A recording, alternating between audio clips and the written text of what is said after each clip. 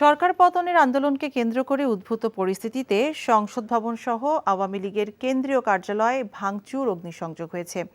পথে পথে শেখ মুজিবের মুরালও ভাঙচুর করে উল্লাস করেছেন ছাত্র জনতা। মেজবা হাসানের রিপোর্ট। ক্ষোভ আর দ্রোহের বহিঃপ্রকাশ। শেখ হাসিনা পদত্যাগ করে পালিয়ে দেশ ছাড়ার পর এভাবেই আনন্দ মিছিল আর বিজয় উল্লাসে ফেটে পড়ে সাধারণ জনতা।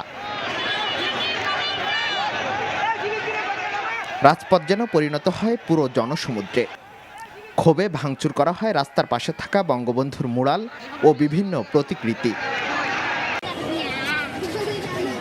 শেখ হাসিনা সরিয়ে যাওয়ার খবর ছড়িয়ে পড়ার পর ধানমন্ডিতে অবস্থিত সাবেক স্বরাষ্ট্রমন্ত্রী আসাদুজ্জামান খান কামালের বাসভবনে হামলা করে ভাঙচুর চালায় আন্দোলনকারীরা।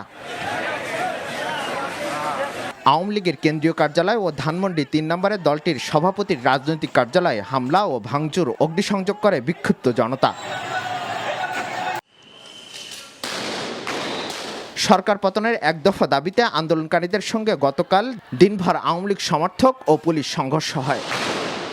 এতে বেশ কয়েকজন মন্ত্রী, প্রতিমন্ত্রী ও আওয়ামী লীগের নেতাকর্মীদের দলীয় কার্যালয়ে হামলা ও ভাঙচুর ও আগুন দেওয়ার ঘটনা ঘটে। Misbah Hasan, NTV news, Dhaka.